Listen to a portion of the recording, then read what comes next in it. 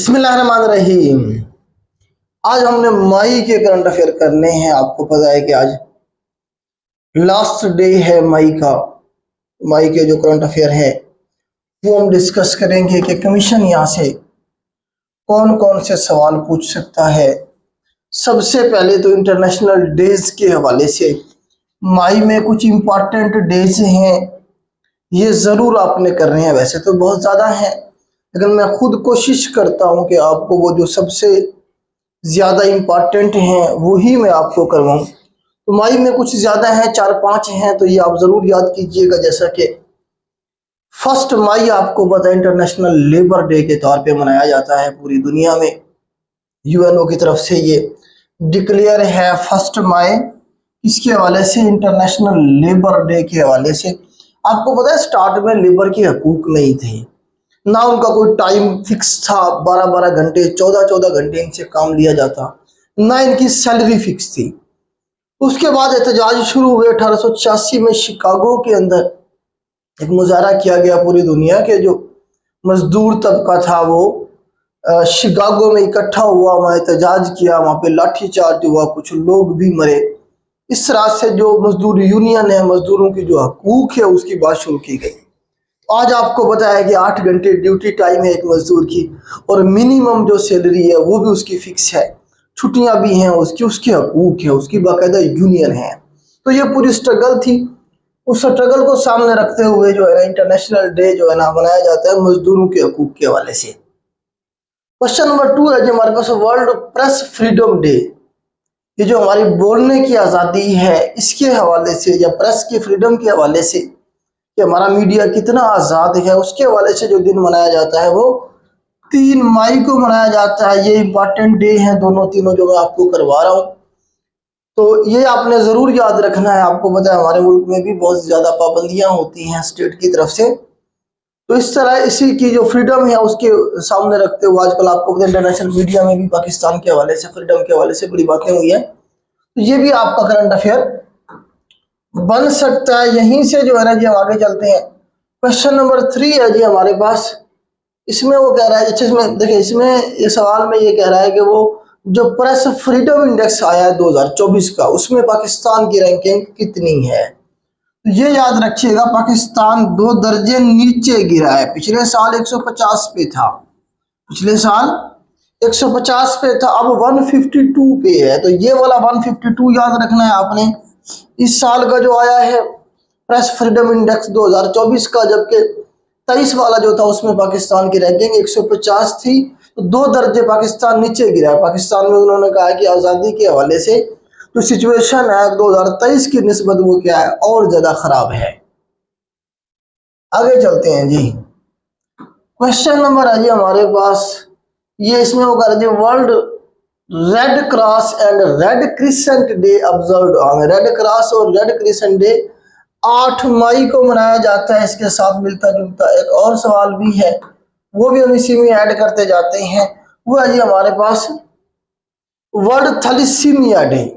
ये पेपर में पूछा गया है थैलेसीमिया डे के हवाले से। तो 8 मई को मनाया जाता है। ये कब मनाया जाएगा बेटा? थैलेसीमिया डे 8 मई को मनाया जाता है। तो आपको पता है ये ब्लड की एक डिजीज है थैलेसीमिया, तो उसका जो दिन है, उसके एरेडिकेशन का जो दिन है उसकी, वो मनाया जाता है कब? 8 मई को।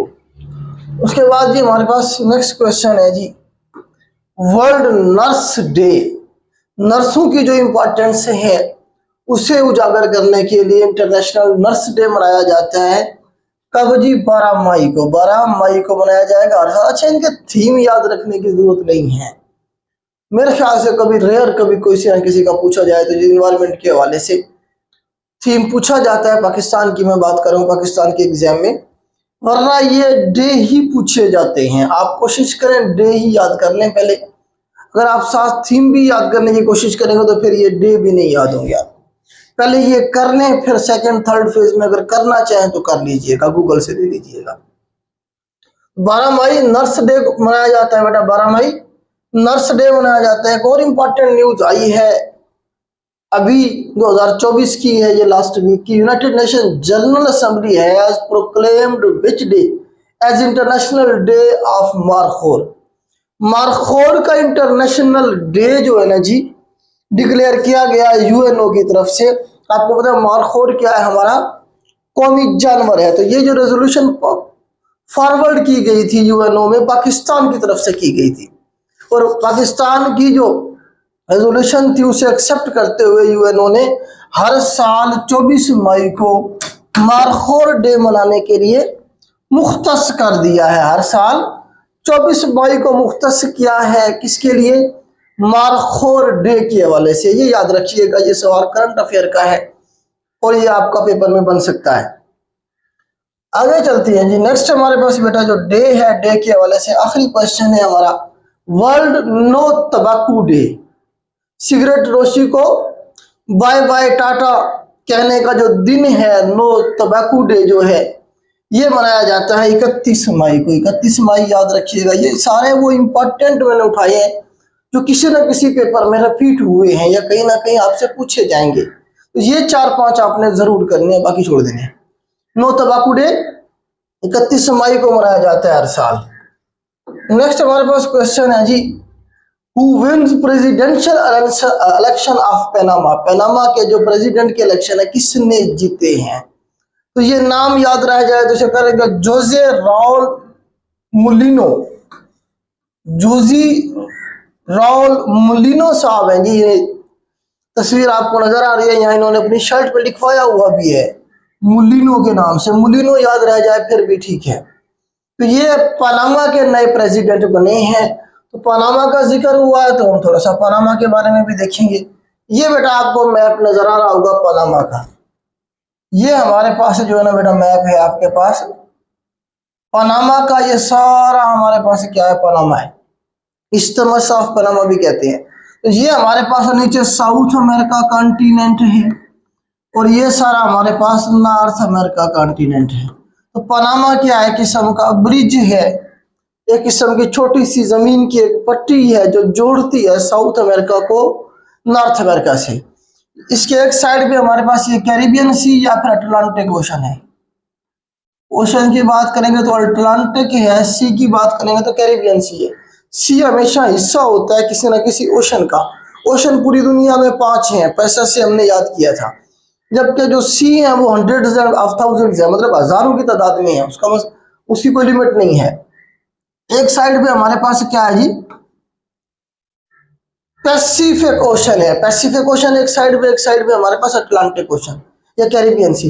यहीं पे हमारे पास पनामा कैनाल है। यहीं पे हमारे पास पनामा कैनाल बनाई गई थी, आप याद रखिएगा 1914 में ये बनी थी। 1914 में ये बनी थी। 82 किलोमीटर इसकी लेंथ है। ये सारे सवाल बने हैं, कितनी लेंथ है, कितने किलोमीटर है? तो 82 किलोमीटर है बेटा। 1914 में ये बनी थी। तो ये आप ये देखें कि पनामा लीक्स भी आई थी। पनामा लीक्स आपको पता है यहीं से आई थी। अभी एक सवाल और पूछा था पुराना रिवर के हवाले से। पुराना रिवर, ये जो पुराना रिवर है वो किधर है? तो ये हमारे पास पुराना रिवर भी यहीं पे पनामा में है। इसकी जो करेंसी है पनामा की वो डॉलर है। कैपिटल इसका पनामा सिटी ही है। याद रह जाएगा, पनामा कैनाल मिलाती है कैरिबियन सी को पैसिफिक ओशन के साथ, या फिर वो कभी अटलांटिक ओशन के एक साइड में पैसिफिक ओशन ही दिखेगा क्योंकि वही है। दूसरी साइड में वो आपको कैरिबियन सी भी कह सकता है और अटलांटिक ओशन भी कह सकता है। दोनों में से कोई एक बताएगा। अगर दोनों बताए हुए हैं तो फिर आप कैरिबियन सी को ठीक करेंगे। कैरिबियन सी क्या है, छोटी जगह है, एग्जैक्ट लोकेशन है। ठीक हो गया जी। पनामा के हवाले से ये जनरल जीके के सवाल यहाँ से आपके बनते हैं। उम्मीद करता हूं यहाँ तक आपको क्लियर हो गया होगा। उसके बाद क्वेश्चन है जी हमारे पास ब्राजील के हवाले से, which country was declared the host of women world cup 2027। Women world cup जो 2027 का होने जा रहा है बेटा, ये कौन होस्ट करेगा जी? ब्राजील करेगा। ब्राजील आपको पता है साउथ अमेरिका का ही एक मुल्क है। आगे चल के मैं आपको मैप दिखाता हूँ।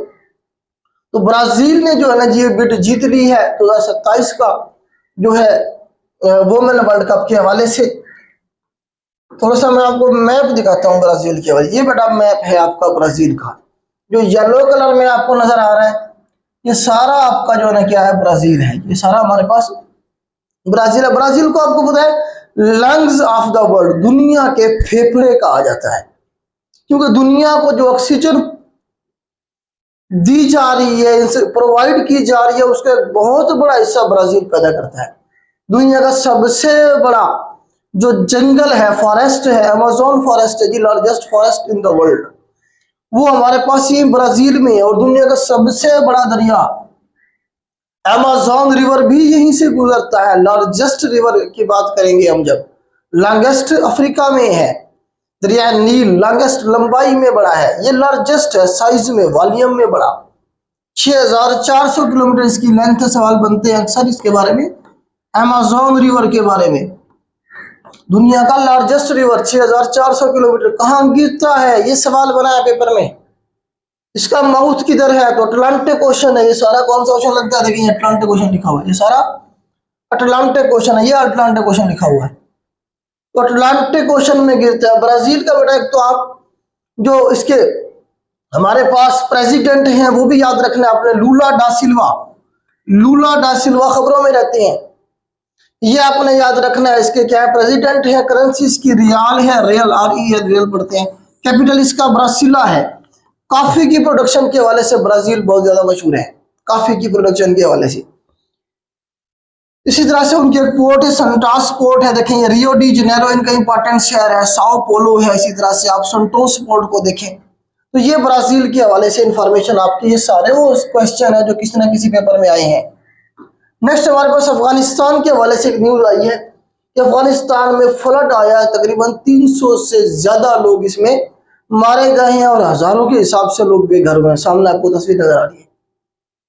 तो आपसे सवाल इस तरह से बन सकता है कि वो कौन सा रिसेंटली हमारा हमसाया मुल्क है जहां पे फ्लड आया है और सैकड़ों के हिसाब से लोग मारे गए हैं। तो ये कौन सा मुल्क है जी, अफगानिस्तान है, हमारे वेस्टर्न साइड पे लैंड लॉक्ड कंट्री है। तो ये कौन से सूबे में आया, ये भी पूछा जा सकता है आपसे। फरियाब और गौर, फरियाब उनका प्रोविंस है, गौर मतलब नॉर्दर्न वाली साइड पे है। तो ये अफगानिस्तान का मैप आपको नजर आ रहा है, बल्कि मैं इसका एक और आपको जो ना मैप दिखाता हूँ अफगानिस्तान का। देखें, ये देखें, ये अफगानिस्तान का मैप है हमारे पास। फरियाब और गौर यहाँ पे है हमारे पास, नॉर्दर्न साइड में है, यहाँ पे बनते हैं। तो अफगानिस्तान बेटा अब ये पाकिस्तान है, नीचे सारा पाकिस्तान है ये येलो कलर में। तो पाकिस्तान की वेस्टर्न साइड पे आपको पता है पाकिस्तान और अफगानिस्तान का सबसे बड़ा बॉर्डर जो है वो इन दोनों का आपस का है, जिसे अब ड्यूरेंट लाइन कहते हैं। अफगानिस्तान का भी सबसे बड़ा बॉर्डर, पाकिस्तान का भी सबसे बड़ा बॉर्डर ड्यूरेंट लाइन, जो कि 1893 में खींचा गया था। तकरीबन 2611 किलोमीटर इसकी लेंथ है। तो अफगानिस्तान का जो पुराना नाम आपको पता है खुरासान रहा है इसका, और आरियाना भी रहा है। बैक्टीरिया भी अफगानिस्तान को कहेंगे, ये सारे सवाल बने हैं। बैक्टीरिया भी पुराना नाम किसका था जी, अफगानिस्तान का था। आरियाना भी इसे कहा गया, इससे पहले खुरासान भी इसे कहा गया। इसी तरह से आप देखें कैपिटल इसका काबुल है, करेंसी इनकी अफगानी है। इस वक्त जो इनके अफगानिस्तान के केयर टेकर प्राइम मिनिस्टर बैठे हुए हैं वो मोहम्मद हसन अखवंद हैं जी, हसन अखवंद साहब है जी। याद रखिएगा, दो नाम मैंने आपको लिखवाए अफगानिस्तान के हवाले से। एक उनका जो PM है इस वक्त करंट जो हसन अखवंद, दूसरा उनका फॉरेन मिनिस्टर, FM जरूर याद रखना होता है आपने किसी भी कंट्री का। हेड ऑफ द स्टेट के बाद फॉरेन मिनिस्ट्री सबसे इंपॉर्टेंट होती है किसी भी मुल्क के हवाले से। तो आमिर खान मुत्तकी साहब है जी, आमिर खान मुत्तकी साहब जो अफगानिस्तान के स्पोक्स पर्सन है, फॉरेन मिनिस्टर है, फॉरेन मिनिस्टर है। तो ये याद रखिएगा, ये अक्सर दूसरे मुल्कों के आते जाते रहते हैं तो न्यूज में रहते हैं, ये सवाल बन सकते हैं। अफगानिस्तान का सबसे बड़ा दरिया जो है हमारे पास वो हेलमंद रिवर है। हेलमंद रिवर अफगानिस्तान का सबसे बड़ा दरिया है बेटा, याद रखिएगा। ये अफगानिस्तान के हवाले से वो सारे सवाल है जो किसी ना किसी पेपर में आ सकते हैं। उसके बाद ईरान के हवाले से एक अफसोसनाक खबर आई थी, आपको पता है कि जो ईरान के प्रेसिडेंट हैं इब्राहिम रईसी साहब, वो एक हेलीकॉप्टर क्रैश में जो है ना शहीद हो गए हैं, फौत हो गए हैं। तो याद रखिएगा इब्राहिम रईसी साहब की जो डेट ऑफ डेथ है, देखिए मैं आपसे बहुत कम जो डेट है वो याद करने का कहता हूँ, मैं कहता हूँ छोड़ दे बाकी। ये वाली डेट इंपॉर्टेंट इसलिए है क्योंकि एक मुल्क का जो प्रेसिडेंट है वो फौत हुआ है। आपको पता है UNO के अंदर इसका प्रॉपर एक इसके हवाले से मतलब है कि एक पूरा सेशन इनका इनकाद किया गया था इब्राहिम रईसी साहब के हवाले से। तो 19 मई को जो है ना जी ये वापस आ रहे थे अजरबैजान के बॉर्डर से किसी डैम का इफ्तिताह करके। तो रास्ते में कहा जा रहा है कि मौसम की खराबी की वजह से इनका जो जहाज है वो तबाह हो गया है। तो इस वक्त जो है फॉरेन मिनिस्टर भी इनके साथ जो हुसैन आमिर जो साहब थे वो भी साथ में शहीद हुए, वो भी इनके साथ थे हुसैन आमिर फॉरेन मिनिस्टर भी। ये भी सवाल बन सकता है अभी कौन बने हैं प्रेसिडेंट जो एक्टिव है मौजूद हैं ईरान के, ये भी सवाल बन सकता है आपका। तो मोहम्मद मुखबर साहब है जो एक्टिंग प्रेसिडेंट बने हैं ईरान के। उसके बाद फिर परमानेंट आ जाएगा। ठीक हो गया जी। अच्छा, ईरान के हवाले से जरा कुछ और देख लेते हैं। मैप मैं आपको ऑलरेडी ये बहुत दफा करवा चुका हूँ, उसके ऊपर अलग से भी एक मैप बनवा चुका हूँ, एक लेक्चर दे चुका हूँ आपको। पर्शिया इसका पुराना नाम था। हज़रत उमर फारूक के दौर में ये फतह हुआ था। एक्टिंग जो प्रेसिडेंट अब बनाया गया वो मोहम्मद मुखबर साहब को बनाया गया। जबकि यहाँ पे एक सुप्रीम लीडर भी होता है, यहाँ पे एक सुप्रीम कमांडर या सुप्रीम लीडर भी होता है। अली ख़ामनेई साहब है जी, जो मतलब सोल पावर होते हैं, जिनके पास मतलब वो प्रेसिडेंट से भी ऊपर होते हैं, इस तरह से कह लें आप। इनकी मशहूर पोर्ट जो है वो चाबहार है और बंदर अब्बास है। चाबहार आपको बताइए पाकिस्तान है ये वाला, तो ये चाबहार है। यहाँ पे इंडिया इन्वेस्टमेंट कर रहा है 10 साल के लिए। इंडिया या क्या कर रहा है, अपना मुआहदा करके इन्वेस्टमेंट कर रहा है, और वो रास्ता यहाँ से निकाल के जाना चाह रहा है कहाँ पे, सेंट्रल एशिया जाना चाह रहा है। वो यहाँ से पाकिस्तान को बाईपास करके सेंट्रल एशिया जाना चाह रहा है। इसी तरह से पोर्ट अब्बास है, और ये पाकिस्तान है और ये ईरान है। तो इसका दरमियान का जो बॉर्डर लाइन है उसका नाम क्या है जी, Goldsmid line. 909 kilometre 909 kilometre border है पाकिस्तान का और ईरान का, जिसका नाम क्या है, गोल्ड मिड लाइन। याद रखिएगा, gold mid line is border between Pakistan and Iran कहा जाता है। उम्मीद करता हूं ये क्लियर हो गया होगा। आगे चलते हैं। नेक्स्ट है जी हमारे पास, which country has become the 99th member of international solar alliance. International solar alliance का 99वें नंबर का जो मेंबर बना है वो कौन सा मुल्क बना है बेटा, स्पेन बना है। स्पेन क्या बना है जी, इसने ज्वाइन किया है इंटरनेशनल सोलर अलायंस को। ये सवाल बन सकता है। तो सर मैं आपको स्पेन के बारे में मैप दिखाता हूँ। देखिए ये हमारे पास स्पेन है, ये हमारे पास बेटा क्या है, स्पेन है हमारे पास। आपको बता स्पानिया कहा करते हैं, जिसपे मुसलमानों की बगैर से तक हुकूमत आई है, इस पे मुसलमानों की बगैर से तक हुकूमत रही स्पेन है ये हमारे पास बेटा। याद रखिएगा, स्पानिया इसे हमने कहा था। स्पेन को लैंड ऑफ रैबिट्स भी कहते हैं। सवाल बना है पेपर में, लैंड ऑफ रैबिट्स किसे कहेंगे हम, स्पेन को कहेंगे। आपको बताया इसके इंपॉर्टेंट सिटीज की बात करें तो मैड्रिड इसका कैपिटल है। मैड्रिड जो है स्पेन का कैपिटल है। अब सिटीज में देखिए, वलेंशिया इसका इंपॉर्टेंट सिटी है। सवाल बनता है कुर्तबा का काजिया, आपने एक सबक पढ़ा होगा, यही वो कुर्तबा था जिसके बारे में लिखा गया। कोर्डोवा पढ़ते हैं इसे, या कुर्तबा पढ़ लें। गरनाडा इनका इंपॉर्टेंट, करनाता जिसे हम कहते थे।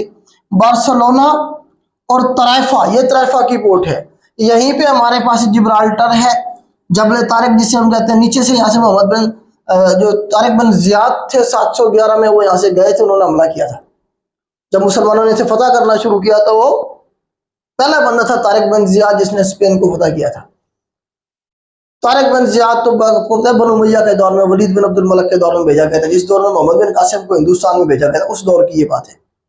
यहीं से हमारे पास जबल तारिक मौजूद है, या जिब्राल्टर स्टेट मौजूद है। यहाँ पे तारिक बिन जियाद का वही आ गया, 711 में इन्होंने हमला किया था। यहाँ पे उमैयों की हुकूमत रही 711 से 1031 तक। आखिरी जो पहला जो बादशाह था अब्दुर्रहमान फर्स्ट था। सवाल ये बनता है कि स्पेन का पहला मुस्लिम जो उमैयाद जो जहाँ पे शुरू हुए, इन्होंने हुकूमत शुरू की, उसका पहला जो हुक्मरान था उसका क्या नाम था, सुल्तान का क्या नाम था जी, अब्दुर्रहमान फर्स्ट थे। जब अब्दुर्रहमान फर्स्ट 756 में वो यहाँ पहुंचे थे, उन्होंने अपनी हुकूमत बनाई थी।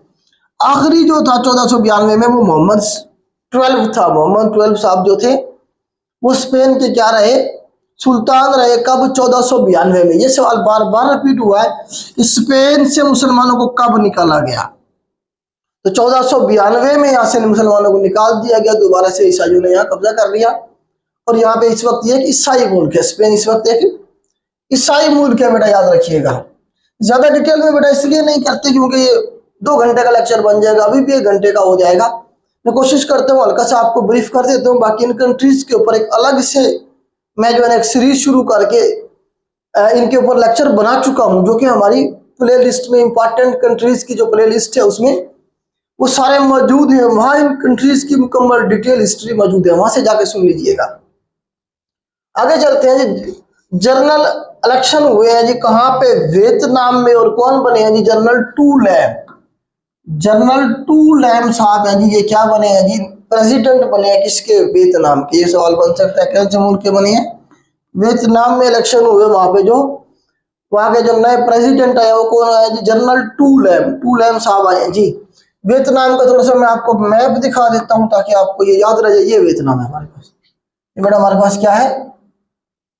ये सारा हमारे पास वियतनाम है, ये सारा हमारे पास वियतनाम है। आपको पता है वियतनाम वार हुई थी, यहाँ पे एक लाइन गुजरे थी, कहते हैं हम 17 पैरेलल लाइन, 17 पैरेलल लाइन कहेंगे इसे हम, जो तकसीम करती है वियतनाम को। ये नॉर्थ वियतनाम और ये साउथ वियतनाम में, नॉर्थ वियतनाम और साउथ वियतनाम में तकसीम करती है 17 पैरेलल लाइन। ये सवाल बनता है अक्सर। ठीक हो गया जी। कैपिटल बेटा इसका हनोई है, पूछा जाएगा इसका कैपिटल हमारे पास यहाँ पे हनोई है। इसी तरह से आप देखिए करेंसी इसकी डोंग है, करेंसी क्या इसकी? Dong. Dong is currency of, ये याद रखनी है आपने, जो मैं आपको यहाँ बता रहा होता हूँ वो आपने जरूर याद करनी है, किसी ना किसी पेपर में आई हुई है ये। वियतनाम वार चाहिए कब आजाद हुआ? 1945 में आजाद हुआ। किससे आजाद हुआ जी? ये फ्रांस से। और हू ची मिंच के बारे में आएगा सवाल। हू ची मिन साहब है जी, ये कौन थे जी? इनके फाउंडिंग फादर थे जिन्होंने फ्रांस से आजादी हासिल करके दी। और वियतनाम वार के हवाले से बहुत सारे सवाल बनते हैं कि वियतनाम वार कब शुरू हुई? 1955 में शुरू हुई, 1975 में खत्म हुई। तो ये नॉर्थ वियतनाम और साउथ वियतनाम आपस में लड़ पड़े थे। साउथ वालों को सपोर्ट कर रहा था अमेरिका, 60,000 आर्मी भेज दी थी अमेरिका ने अपने इधर। नॉर्थ वालों को सपोर्ट कर रहा था चाइना और रशिया। नॉर्थ वाले जीत गए थे, साउथ वाले हार गए थे। अमेरिका के 58,000 फौजी इसमें मारे गए थे, सिर्फ 2,000 ही मुश्किल से जान बचा के यहाँ से भागे थे। तो बुरी तरह से अमेरिका ये जंग हार गया था। वियतनाम वार, वियतनाम वालों ने भगा भगा के मारा था डांग से। तो डांग करेंसी भी याद रखिएगा। तो इस तरह से जो है ना जी देखें कि वियतनाम फिर ये बाद में इकट्ठा हुआ। सवाल ये बनता है वियतनाम वार में अमेरिका डायरेक्टली कब इसमें शामिल हुआ? तो डायरेक्टली बेटा 1964 में तकरीबन इसमें शामिल हुआ अमेरिका। और उसके बाद देखें 1973 में यहाँ से भाग गया, पेरिस पीस एग्रीमेंट करके यहाँ से भाग गया। तो ये वियतनाम के हवाले से 5-7 सवाल बनते हैं। एक और न्यूज आई थी बेटा कि पाकिस्तानी जो स्टूडेंट्स हैं वो किर्गिस्तान में उनके ऊपर अटैक हुआ। ये किर्गिस्तान है, सेंट्रल एशिया में। ये पाकिस्तान है, ये वाला ये मुल्क कौन सा है? यहाँ पे पाकिस्तान है बेटा, ये पाकिस्तान है। तो ये हमारे पास किर्गिस्तान है। किर्गिस्तान कोई अमीर मुल्क नहीं है, सेंट्रल एशिया का मुल्क है, मुसलमान कंट्री है। तो लोग यहाँ क्या करने जाते हैं? यहाँ पे थोड़ा सा सस्ती है मेडिकल, तो यहाँ पे MBBS करने के लिए लोग बड़ी तादाद में जाते हैं। आपको पता है हम भी तो फिर भेड़ चाल चलते हैं ना, एक गया तो दूसरा भी जाएगा, तीसरा भी जाएगा। कुछ दिनों तक आप देखेंगे ये जो MBBS लोग कर रहे हैं इतनी बड़ी तादाद में, ये ट्यूशनें पढ़ाएंगे लोगों के घर जा जाके। हालत ये होती जा रही है, जो उठता है कोई रशिया से कराता है, कोई चाइना से कराता है, कोई कहीं से कराता है। तो इसके अलावा भी प्रोफेशनल डिग्री आप उधर जाए, एक चीज का 10 साल बाद फ्यूचर आपको नजर नहीं आ रहा। अभी भी बहुत सारे हमारे ऐसे दोस्त हैं जिनके पास जॉब्स नहीं है, MBBS करके वो बेचारे बैठे हैं, क्लिनिक उनकी चल नहीं रही है। क्लिनिक इसलिए नहीं चल रही है कि वो जो पुराने बाबे बैठे हुए वो नए बच्चे को आने नहीं दे रहे हैं। तो मतलब है इस तरह की, बस वो पैसे लगाते हैं, उसके बाद फिर पाकिस्तान में तंग होते हैं। किर्गिस्तान में बड़ी तादाद में आवाम गई हुई थी, हमारे जो स्टूडेंट थे वो पढ़ने के लिए गए हुए थे। वहाँ पे तालीम सस्ती है, थोड़े पैसों में वहाँ क्या हो जाता है जी, MBBS हो जाता है। और उसके बाद जो है ना जी वहाँ पे कुछ जो फॉरनर्स थे सारों पे अटैक किए गए। असल में तो इजिप्ट के लोगों ने ये मसला शुरू किया, लेकिन उसकी जद में फिर पाकिस्तानी भी आए। तो इस तरह से जो है ना मामला खराब हुआ। तो यहाँ से अब सवाल कौन से बन सकते हैं आपके कमीशन के एग्जाम में? इसका एक तो कैपिटल पूछा जा सकता है आपसे, बिश्केक पूछा जा सकता है। इसका कैपिटल क्या है बेटा? हमारे पास बिश्केक है। बिश्केक क्या है जी? कैपिटल है हमारे पास किसका? किर्गिस्तान का। करेंसी इसकी बेटा सोम है। प्रेसिडेंट याद रखने की जरूरत नहीं है, याद रख करना चाहे तो आपकी मर्जी है। करेंसी जो है बेटा इसकी क्या है? सोम है। यहाँ पे जो इंपॉर्टेंट है पाकिस्तानी एम्बेसडर टू किर्गिस्तान, ये न्यूज में था। पाकिस्तान का जो एम्बेसडर है किर्गिस्तान में वो कौन है? तो हसन जैगम है जी, हसन जैगम साहब है, ये आपने याद रखना है। हसन जैगम साहब जो है पाकिस्तानी एम्बेसडर थे किर्गिस्तान में, जो गए स्टूडेंट के मसाइल को सुना और उसे हल करने की कोशिश की। किर्गिस्तान ही उससे 60 से ज्यादा, ये सारा ऊपर इसके ऊपर रशिया है, तो ये सारे रशिया से आजाद हुए। सेंट्रल एशिया के सारे कंट्रीज कहां से आजाद हुए? ये किर्गिस्तान से बेटा रशिया से आजाद हुए 1991 में। आगे चलते हैं जी। नेक्स्ट हमारे पास क्वेश्चन है बेटा ताइवान के हवाले से। ताइवान के भी नए प्रेसिडेंट आए हैं जी, जिनका नाम है लाई चिंग ती। इनके नाम इसी तरह से होता है विलियम लाई। विलियम लाई याद कर ले। विलियम लाई जो है क्या है जी? ये ताइवान के नए प्रेसिडेंट आए हैं किसके, ताइवान का। ये पिक्चर आपको नजर आ रही है। ताइवान के बारे में भी 2-3 सवाल बनते हैं बेटा। ताइवान के हवाले से देखें, सबसे पहला जो सवाल बनता है कि पुराना नाम क्या था इसका, ताइवान का, Formosa. Formosa is the old name of Taiwan. Taiwan का पुराना नाम बेटा क्या था, फार्मूसा था। ये सवाल बनता है, इसका नाम पूछा गया रिपब्लिक ऑफ चाइना। एक तो वो चाइना ना, ये वाला चाइना, ये हमारे पास पीपल्स रिपब्लिक ऑफ चाइना है। दोनों में फर्क समझिएगा, सिर्फ पीपल लगा हुआ इधर बस। पीपल, ये दोनों सवाल बने हैं कि चाइना का ऑफिशियल नेम और ताइवान का ऑफिशियल नेम। तो चाइना का पीपल्स रिपब्लिक ऑफ चाइना, जबकि ताइवान का नाम क्या है ऑफिशियली, रिपब्लिक ऑफ चाइना कहते हैं वो अपने आप को। थोड़ा सा फर्क है। कैपिटल इसका ताइपाई है, करेंसी इसकी डॉलर है। अभी तक 13 मुल्क ऐसे हैं जिन्होंने ताइवान को रिकॉग्नाइज किया। अभी तक कितने मुल्क हैं बेटा, 13 कंट्री हैं जो ताइवान को रिकॉग्नाइज करते हैं। बाकी जो नहीं करते, हम भी नहीं मानते, चाइना भी नहीं मानता इसे। ठीक हो गया, यूएनओ का मेंबर कंट्री नहीं है, लेकिन वो अपने आप को मुल्क तो कहते हैं। अमेरिका इसे मानता है। अमेरिका क्यों मानता है कि अमेरिका चाइना के मुखालिफ है। तो यहाँ अमेरिका बैठा हुआ है, ताइवान का मतलब अमेरिका। अमेरिका नहीं सपोर्ट किया, वहीं पे बैठा हुआ है चाइना पे नजर रखने के लिए। आगे चलती हैं जी। नेक्स्ट है जी हमारे पास क्वेश्चन बेटा, ये 3 मुल्क हैं इंपॉर्टेंट कंट्रीज जिन्होंने क्या किया है जी, रिसेंटली एक्सेप्ट किया है किसे, फलस्तीन को। नॉर्वे है हमारे पास, आयरलैंड है और स्पेन है। नॉर्वे, आयरलैंड और स्पेन, 3 मुल्कों के प्रेसिडेंट मैंने आपको दिखाए हैं। तो इन्होंने क्या किया है जी, 28 मई को, कब बेटा, डेट याद रखिएगा, 28 मई को इन्होंने कहा कि हम फलस्तीन को एक मुल्क डिक्लेयर करने जा रहे हैं, तस्लीम करने जा रहे हैं। उसका फायदा आगे चल के होगा। तो अभी तक 146 मुल्क हो गए, 143 पहले थे, 3 बाद में ये आ गए। तो 146 मुल्क हैं जिन्होंने अभी तक फलस्तीन को एक्सेप्ट कर लिया है। तो इसराइल को कितने मुल्कों ने अभी तक एक्सेप्ट नहीं किया, ये भी सवाल बनता है। 28 मुल्कों ने अभी तक नहीं किया। 165 मुल्क हैं जिन्होंने इसराइल को तस्लीम किया हुआ। इसराइल को 28 मुल्कों ने अभी तक तस्लीम नहीं किया, जबकि फलस्तीन को 146 मुल्कों ने तस्लीम किया हुआ है। तो पीछे कितने बनेंगे, 47 बचेंगे जिन्होंने नहीं किया अभी तक। आपको पता है यूएनओ कितने मेंबर है, 193 मेंबर स्टेट्स है, मेंबर कंट्रीज है किसकी, यूएनओ की। तो यहां से ये सवाल आपके बन सकते हैं। नेक्स्ट है जी हमारे पास ये खबर आई है जी हमारी, किसके हवाले से, रॉबर्ट फिस्को के हवाले से। स्लोवाकिया यूरोप का एक कंट्री है, स्लोवाकिया, यूरोप में हमने पढ़ा था। तो prime minister of which country was recently injured in a shooting accident. तो शूटिंग एक्सीडेंट के अंदर जो है ना जी, स्लोवाकिया के प्राइम मिनिस्टर है जिन्हें क्या करे, फायर लगा है, गोली लगी है, ये इंजर हुए हैं, जख्मी हुए हैं और अस्पताल में कुछ दिन रहे हैं। तो रॉबर्ट फिस्को साहब है। तो खबर ये गर्म थी, तो इसलिए मैंने इसमें ऐड कर दिया। तो हो सकता है पूछा जा सकता है रिसेंटली कौन सा मुल्क है जिसके जो प्राइम मिनिस्टर है वो इंजर हुए हैं, किसमें जी, एक शूटिंग एक्सीडेंट में। तो स्लोवाकिया याद रखिएगा। हो सकता है सिर्फ कंट्री का नाम पूछे, हो सकता है उस प्राइम मिनिस्टर का नाम भी पूछ लिया आपसे, स्लोवाकिया के हवाले से याद रखेंगे आप। आगे चलते हैं जी। नेक्स्ट हमारे पास क्वेश्चन है जी, lake Maracaibo recently seen in news is located in which country. तो लेक मारासियाबो जो है ना जी, या क्याबो पढ़ने से मारासियाबो, तो ये वेनेजुएला के अंदर है बेटा। वेनेजुएला आपका साउथ अमेरिका का एक इंपॉर्टेंट कंट्री है। अभी मैं आपको जरा दिखाता हूँ वेनेजुएला के हवाले से। तो वेनेजुएला के अंदर ये मौजूद है। लाइटनिंग के हवाले से मशहूर है क्योंकि यहाँ पे बहुत ज्यादा लाइटनिंग हो रही होती है। आगे चलते हैं। लाइटनिंग को ये से समझ लेंगे, ये लेक अट्रैक्ट करती है। लाइटनिंग को ये इस तरह कह लें कि आप अट्रैक्ट करें। ये वेनेजुएला है बेटा, साउथ अमेरिका का कंट्री है। ये साउथ अमेरिका कंट्री है। देखिए नीचे ब्राजील, अभी हमने डिस्कस किया ब्राजील को, ब्राजील के ऊपर है ये वेनेजुएला। वेनेजुएला का कैपिटल बार बार पूछा जाएगा, कैराकास क्या है इसका कैपिटल है, Caracas is capital of Venezuela. Important इसलिए है बेटा कि ये रशिया के कैंप पे, अमेरिका के मुखालिफ है। यहाँ ऊपर अमेरिका बैठा हुआ है।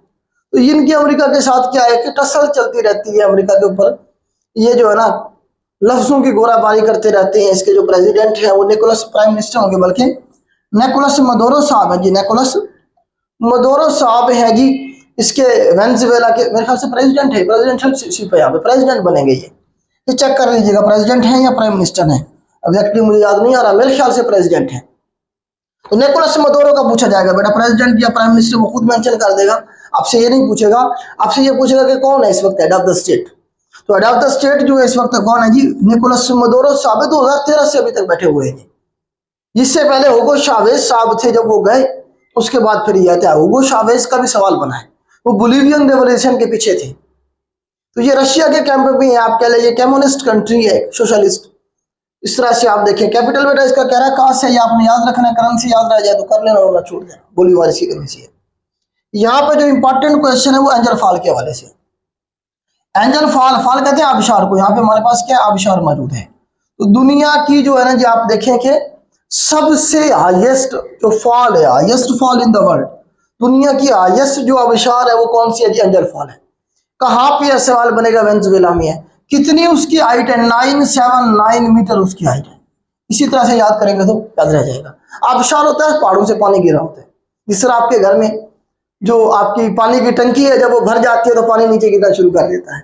जो पानी नीचे गिर रहा है वो आपकी आबशार है, आप नहाए उसमें। तो यहाँ पे आबशार में आप ये समझें कि इस तरह से कि पहाड़ों से पानी नीचे गिरा होता है। तो आबशार में एंजल फॉल याद रखिएगा कहाँ पे है जी, हमारे पास वेनेजुएला में, जो दुनिया की हाईएस्ट फॉल है। क्लियर हो गया, आगे चलते हैं।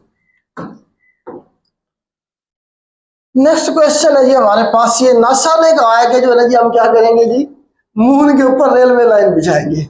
दुनिया में बाकी सारे काम हो गए हैं, अब चांद रह गया था। तो चांद पे जो है ना जी रेलवे लाइन बिछाने का ऐलान किया किसने, नासा ने। बस आपने ये याद रखना है कि वो कौन सी ऑर्गेनाइजेशन है या एजेंसी है स्पेस की, जिसने क्या कहा है जी, हम चांद के ऊपर क्या बनाएंगे जी, हम चांद के ऊपर रेलवे लाइन बिछाएंगे। बस ये आपने याद रखना है। नेक्स्ट जी प्राइम मिनिस्टर है जी रशिया के। तो रशिया के जो प्राइम मिनिस्टर है बेटा, माइकल मस्तून साहब है जी। इनके नाम भी मुश्किल से हैं और शक्ल भी आपको बताया खतरनाक नजर आ रही है। अब देखिए पुतिन साहब की तस्वीर देखें, आपको वैसे डर लगता है। इनके प्राइम मिनिस्टर की शक्ल देखें, आपको वैसे डर लगता है। कौन इनके साथ लड़ेगा। तो अभी आपको पता है इन्होंने क्या हाल किया यूक्रेन के साथ। तो ये जो है जी प्राइम मिनिस्टर रशिया के आए हैं नए, मतलब पहले भी यही थे। अभी पुतिन साहब दोबारा से इलेक्ट हुए है ना 6 साल के लिए, 2030 तक अब व्लादिमीर पुतिन ही रहेंगे प्रेसिडेंट। तो अब उन्होंने उसी जो पहले इनके साथ प्राइम मिनिस्टर था उसी को दोबारा से रिअपॉइंट कर दिया। तो ये बैठे हुए पहले से थे, लेकिन इनकी अपॉइंटमेंट अभी हुई है, इन्होंने हल्फ अभी लिया है, दोबारा से इनकी भी टर्म शुरू हो गई है। तो ये नाम याद रखें, माइकल मुस्तून साहब हैं जी। ये जो है ना रशिया के प्राइम मिनिस्टर वैसे बड़े नाम होते हैं यहाँ पे। इख्तियारात सारे प्रेसिडेंट के पुतिन के पास, खुद के पास है। आगे चलते हैं जी। हाँ जी, चार्ट का जो है ना जी, military dictator wins presidential election. Chart आपको पता है तो याद रखिएगा, ये अफ्रीका का एक लैंड लॉक्ड कंट्री है, दुनिया का तीसरा बड़ा लैंड लॉक्ड कंट्री। आपको मैप दिखाता हूँ तो इसका नाम याद रखेंगे, अदरीस दुबे साहब हैं। ये खबरों में रहते हैं, ये भी बड़े अरसा से बैठे हुए हैं, अदरीस दुबे साहब। तो अदरीस दुबे साहब जो है ना, ये चार्ट के नए प्रेसिडेंट दोबारा से इलेक्ट हो गए, दोबारा से इलेक्ट हो गए। मिलिट्री डिक्टेटर हैं ये, चार्ट के मिलिट्री डिक्टेटर जो है ना जी, क्या प्रेसिडेंशियल इलेक्शन उन्होंने जीता है। हाँ जी, अदरीस दुबे साहब याद रखिएगा, दुबे। अच्छा, इसका आगे चलते हैं हम जरा, इसका मैं आपको चार्ट का मैप दिखाता हूँ। ये हमारे पास चार्ट है, अफ्रीका कंट्री है, एक साइड पे लीबिया है, एक साइड पे सूडान है। बल्कि ये ना याद रखें कौन कौन से मुल्क भूल जाएंगे आप, इतने सारे कंट्रीज लगते हैं, पूछा भी नहीं जाएगा। तो चार्ट याद रखिएगा क्या है हमारे पास, अफ्रीका का एक कंट्री है, बस ये याद रखना है आपने। दूसरा, ये अफ्रीका का सबसे बड़ा लैंडलॉक्ड कंट्री है। अगर अफ्रीका कॉन्टिनेंट की बात करें तो उसका सबसे बड़ा जो लैंड लॉक्ड कंट्री है वो चैड है। मिस्टर चैड से हमने स्टोरी शुरू की थी जब मैंने आपको मैप पढ़ाए थे, जब कंट्रीज याद करवाए थे तो हमने कहा था एक बंदा है जिसका नाम मिस्टर चैड। खैर जी, अफ्रीका का सबसे बड़ा लैंड लॉक्ड कंट्री और दुनिया का तीसरा बड़ा लैंड लॉक्ड कंट्री। सबसे बड़ा लैंड लॉक्ड कंट्री दुनिया का हमारे पास कजाकिस्तान है, दूसरे नंबर पे मंगोलिया है, तीसरे नंबर पे चाड है, पहले दोनों एशिया में है। ठीक हो गया जी। इस वक्त जो ओआईसी के सेक्रेटरी जनरल है उनका ताल्लुक भी चार्ट से, ये सवाल बना कि जो इस वक्त है कौन ओआईसी के सेक्रेटरी जनरल, हुसैन इब्राहिम ताहा। हुसैन इब्राहिम ताहा साहब है जी, जो कि इस वक्त सेक्रेटरी जनरल है ओआईसी की। ओआईसी के सेक्रेटरी जनरल का ताल्लुक भी कहां से है, ये पूछा गया पेपर में, चाड से है। कौन से कंट्री से है बेटा, वो मिस्टर चाड से है। नेक्स्ट है जी हमारे पास स्कॉटलैंड के हवाले से न्यूज आई है। तो वहां पे जो आपको पता है स्कॉटलैंड का जो हेड ऑफ द स्टेट होता है वो वही होगा जो बर्तानिया का हेड ऑफ द स्टेट होता है, बर्तानिया का जो बादशाह होता है। लेकिन इनका जो पीएम होता है वो इक्वल होता है किसके, फर्स्ट मिनिस्टर के। इनका जो प्राइम मिनिस्टर होगा वो फर्स्ट मिनिस्टर कहलवाएगा, इख्तियारात वही होंगे उनके पास पीएम वाले। तो इसे हम क्या कहेंगे बेटा, जॉन सोनी। जॉन सोनी साहब जो है नए फर्स्ट मिनिस्टर बने हैं किसके, स्कॉटलैंड के। इंपॉर्टेंट क्यों है? इंपॉर्टेंट इसलिए है कि इससे पहले हमजा यूसुफ थे पाकिस्तानी, हमजा यूसुफ थे पाकिस्तानी, ये मेरे ख्याल से मियां चन्नू के करीब से कहीं से थे इनके वालिदैन। तो ये जो हमजा यूसुफ साहब है ना, जो पाकिस्तानी थे, इन्होंने रिजाइन किया, इन्होंने छोड़ दिया है। इन्होंने कहा जी मैं आपकी उम्मीदों पे पूरा नहीं उतर सका तो मैं जा रहा हूँ, मैं हालात को कंट्रोल नहीं कर पाया तो मैं जा रहा हूँ, मेरी जगह पे कोई और हो जाए। देखिए कितनी जबरदस्त किस्म की वैल्यूज है। अगर वही पाकिस्तानी यहाँ पाकिस्तान में एक मिनिस्ट्री के लिए कितनी तगोदाव करते हैं हम, या कितने मतलब गैर इखलाकी काम करने पड़ते हैं पाकिस्तान में, यही पाकिस्तानी बाहर जाके उनका लेवल देखें, अखलाकियात का, मोरालिटीज का लेवल देखें, मतलब खुद ही रिजाइन करके जा रहे हैं जी मैं आपकी उम्मीदों पर नहीं पूरा उतर सका तो इसलिए मैं जा रहा हूँ, आप अपना नया बंदा इलेक्ट कर रहे हैं। ये अगर पाकिस्तान में भी आ जाए तो पाकिस्तान की सूरत हाल चेंज नहीं हो जाएगी। लेकिन ये ख्वाब है, ख्वाब देखने में तो कोई पाबंदी नहीं है। चलें जी, एक और यहाँ से क्वेश्चन, ये आपका सादिक खान साहब जो है जी दोबारा से इलेक्ट हुए लंदन मेयर के, तीसरी दफा इलेक्ट हुए जी। सादिक खान साहब भी पाकिस्तानी है, इसके पाकिस्तानी नयाद है। इनके वालिदैन पार्टीशन से पहले जो ना यहाँ से चले गए थे, गुजरांवाला वाली साइड के इनके वाले बुजुर्ग थे, दादा इनके, तो उस वक्त ये यहाँ से चले गए थे। अब इस वक्त ये बरतानिया में और लंदन के क्या बने हैं जी, तीसरी दफा थर्ड टर्म के लिए क्या बने हैं जी, बने हैं क्या 2016 से अभी तक ये चल रहे हैं कंटिन्यूसली। तो इनका ये बड़ा कारनामा है, जबरदस्त किस्म के इंसान है, देखिए इतने अच्छे हैं तो लंदन के लोग इन्हें बार बार इलेक्ट कर रहे हैं। तो इस तरह से आप देखें, इनकी पार्टी का नाम पूछा जा सकता है, लेबर पार्टी। लेबर पार्टी जो है ना जी, इनकी क्या है जी, पार्टी का नाम है, थोड़ा सा मैं आपको मैप दिखा देता हूँ ताकि आपको क्लियर हो। देखें ये स्कॉटलैंड है बेटा, अभी जो हमने स्कॉटलैंड का फर्स्ट मिनिस्टर साहब जो देखा हमने, जॉन सोनी साहब, वो यहाँ स्कॉटलैंड के फर्स्ट मिनिस्टर है। ये इंग्लैंड है हमारे पास, इंग्लैंड में ही हमारे पास क्या है, लंदन है, ये लंदन है। तो लंदन के मेयर सादिक खान साहब और स्कॉटलैंड के जॉन सोनी साहब, हमजा यूसुफ यहाँ से उन्होंने रिजाइन किया, उसके बाद अपने नए आए हैं। ये वेल्स है, ये तीनों मिलकर, देखिए इंग्लैंड का मतलब ये इंग्लैंड है हमारे पास। फिर हमारे पास है ग्रेट ब्रिटेन, ग्रेट ब्रिटेन में ये तीनों आ जाते हैं, स्कॉटलैंड भी आएगा, वेल्स भी आएगा। इन तीनों का हेड ऑफ द स्टेट वही है, कौन, चार्ल्स III, बादशाह सलामत जो चार्ल्स III है, वो इन तीनों के हेड ऑफ द स्टेट है। इसी तरह से फिर यूके का नाम भी सुना होगा आपने, ये नॉर्दर्न आयरलैंड इसमें मजीद शामिल हो गया, 1801 में इन्होंने ये भी शामिल हो गया, तो अब ये क्या बन गया, यूके बन गया। तो जब भी यूके की बात होगी उसमें 3 ये इलाके और चौथा ये नॉर्दर्न आयरलैंड, ये चारों होंगे शामिल।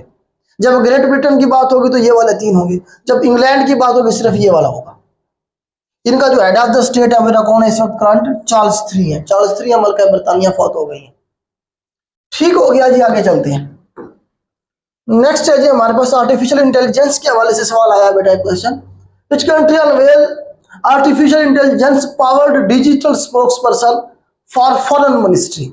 फॉरेन मिनिस्ट्री के लिए यूक्रेन वो मुल्क है बेटा जिसने क्या किया है जी, एक आर्टिफिशियल इंटेलिजेंस बेस क्या किया है जी, फॉरेन मिनिस्टर का जो स्पोक्स पर्सन है वो लगाया है।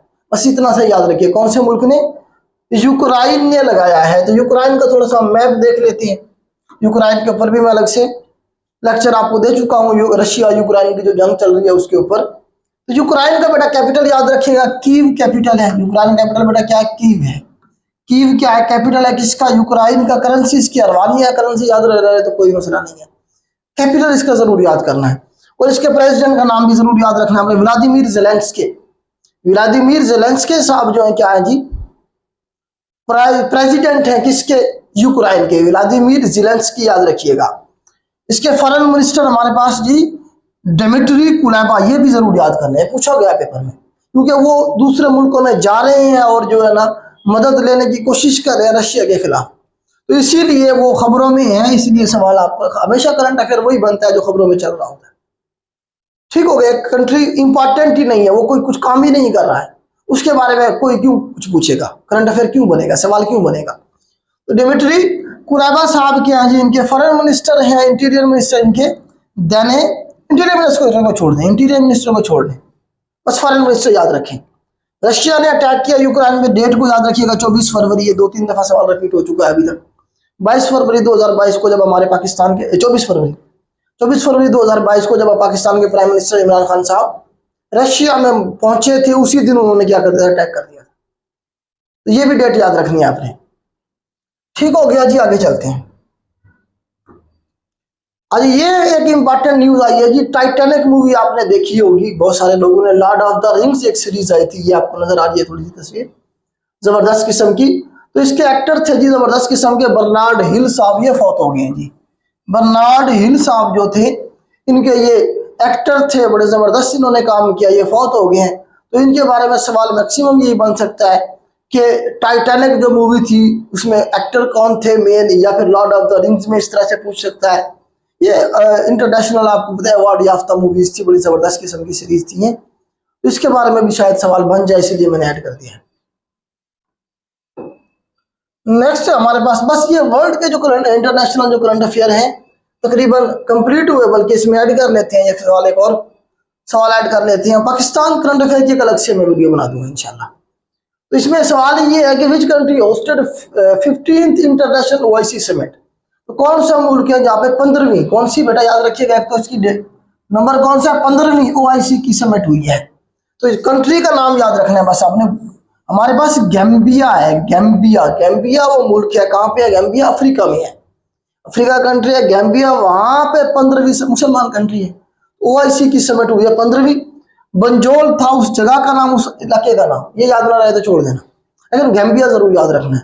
कौन सी डेट को, 5 मई को। तो पाकिस्तान की तरफ से कौन गए हुए थे, इसाक डार साहब गए हुए थे। पाकिस्तान की तरफ से सवाल ये बनेगा कि ओआईसी की मीटिंग में किसने किसने रिप्रेजेंट किया पाकिस्तान को। तो इसाक डार साहब गए हुए। इसाक डार साहब क्या है, फॉरेन मिनिस्टर भी हैं और डिप्टी प्राइम मिनिस्टर भी हैं। इसाक डार के पास 2 सीटें हैं, डिप्टी प्राइम मिनिस्टर की हैं और एक साथ में फॉरेन मिनिस्टर की हैं। तो इन्होंने पाकिस्तान को रिप्रेजेंट किया ओआईसी में।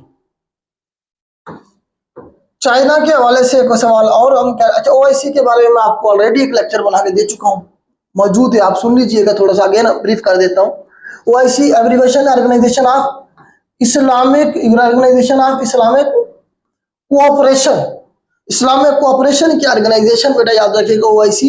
1969 के अंदर इसकी बुनियाद रखी गई थी, जब मस्जिद अक्सा के अंदर जो मेहराब था, जो मिंबर था, सलाउद्दीन अयूबी के दौर का बना हुआ, उसे जलाया गया और उसके बाद छत को भी आग लगी। तो उसके बाद मुसलमान मुल्क इकट्ठे हुए, कहाँ, मोरक्को में, रबात में, और ओआईसी की बुनियाद रखी गई। 57 मुल्क इस वक्त इसके मेंबर कंट्रीज हैं, 57 मुस्लिम कंट्रीज। और हेडक्वार्टर इसका सऊदी अरब में है, जद्दा में है, जद्दा में इसका हेडक्वार्टर है। तो इसका आपको मैंने अभी आपको बताया, सेक्रेटरी जनरल जो हुसैन इब्राहिम ताहा है, चार्ड से इनका ताल्लुक है। और उसके बाद इसका नाम कब तब्दील किया गया, 2013 में, 2011 में इसका नाम तब्दील किया गया। पहले था conference, organisation of Islamic conference, अब हो गया कॉपरेशन, कॉन्फ्रेंस सी से कॉन्फ्रेंस के बजाय कॉपरेशन हो गया, ऑर्गेनाइजेशन ऑफ इस्लामिक कोऑपरेशन अब इसे हम कहेंगे। ये कब नाम तब्दील किया गया, 2011 में। ये सवाल बार बार रिपीट हुए हैं।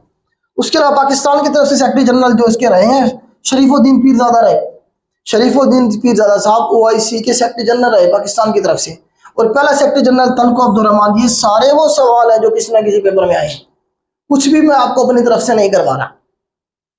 ओआईसी, ओआईसी बस नाम की रह गई है, बाकी आपको देखें फलस्तीन में क्या हो रहा है, कितना का रोल प्ले किया है इन्होंने, आपको भी पता है सारा, मैं इसके बारे में और क्या कहूँ। चलें, आखिरी सवाल है जी इंटरनेशनल करंट अफेयर के हवाले से। चाइना ने एक मिशन भेजा है, चेंज 6, ये नाम याद रखना है, चेंज 5, चेंज 4, चेंज 3, इस तरह से वो कहेगा। चेंज 6 जो है ना जी, चाइना ने भेजा है मिशन, किस पे, मून पे। तो ये कब लॉन्च किया गया, डेट क्या है इसकी, 3 मई है। डेट क्या है, 3 मई। इंपॉर्टेंट क्यों है, इंपॉर्टेंट इसलिए है कि पाकिस्तान ने भी अपना इसके साथ एक मिशन भेजा है, पाकिस्तान ने भी अपना इसके साथ एक मिशन भेजा है, इसे हम इसमें ऐड कर लेते हैं। तो वो क्या है जी, हमारे पास आई क्यूब कमर, आई क्यूब कमर है जी, जो पाकिस्तान ने अपना मिशन भेजा है इसके साथ, चेंज 6 के साथ। ये आपको नजर आ रहा है, तो आई क्यूब कमर 6 है जी पाकिस्तान का नाम, पाकिस्तान का जो मिशन गया है। अब इसमें सवाल ये जो पूछा जाएगा आपसे, डेट ये वाली पूछी जाएगी 8 मई को, कि पाकिस्तान का जो आई क्यूब कमर है ये कौन सी डेट को मदार में दाखिल हुआ, या कब हमने कौन सी डेट को इसे डिप्लॉय किया। तो 8 मई को, 8 मई को जो है ना जी वो वहां पहुंचा। 3 मई को यहां से जमीन पे से भेजा गया था चाइना के मिशन के साथ। तो ये आपके इंटरनेशनल करंट अफेयर थे बेटा, उम्मीद करता हूं आपको मैं समझा पाया हूँ। एक अनाउंसमेंट करनी है, 2 जून से हमारा एक नया बैच शुरू होने जा रहा है, आपको पता है, पीपीएससी एफपीएससी की प्रिपरेशन के हवाले से। हमारे इतने सारे लेक्चर मौजूद हैं यूट्यूब चैनल के ऊपर, वहां से आपको आइडिया होगा ऑलरेडी। तो जो नया बैच हमारा शुरू होने जा रहा है, 3 माह का ये बैच होगा, जिसमें हम पीपीएससी एफपीएससी का जो कंप्लीट सिलेबस है वो तैयार करवाते हैं। 2 जून उसकी लास्ट डेट है, 3 जून को पहली क्लास होगी। फीस आपको पता है हमारी 4000 पर मंथ है। तो जितने भी लोग आप में से हमें ज्वाइन करना चाहते हैं, हमारे रेगुलर बैच ज्वाइन करना चाहते हैं, तो वो 2 जून तक अपने आप को रजिस्टर करवा सकते हैं। मंडे टू फ्राइडे क्लासेस होती हैं जूम पे लाइव, शाम को 8 बजे से 10 बजे तक, और लाइव क्लास के बाद वो रिकॉर्डेड लेक्चर भी प्रोवाइड कर देते हैं हम, ताकि वो बच्चे जिनके पास जॉब का इशू है या जिनके पास नेट का इशू है वो भी उसे कर सकें। लेकिन वो रिकॉर्डेड लेक्चर सिर्फ और सिर्फ 24 घंटों के लिए हम प्रोवाइड करते हैं। 24 घंटों के बाद अगले दिन नया लेक्चर होना होता है, फिर नया लेक्चर आ जाता है। तो कोई बच्चा भी अगर ज्वाइन करना चाहे तो वो 2 जून तक अपने आप को रजिस्टर करवा सकता है। बाकी उम्मीद करता हूं ये मैं आपको समझा पाया हूँ, इस तरह से हमारा काम आपकी हेल्प कर रहा हो। तो ये जो लेक्चर हैं अपने दोस्तों के साथ जरूर शेयर किया करें, हो सकता है आपके शेयर करने से किसी का फायदा हो जाए और उसका सवाब आपको भी मिलेगा। आज के लिए इतना ही, अल्लाह हाफिज़।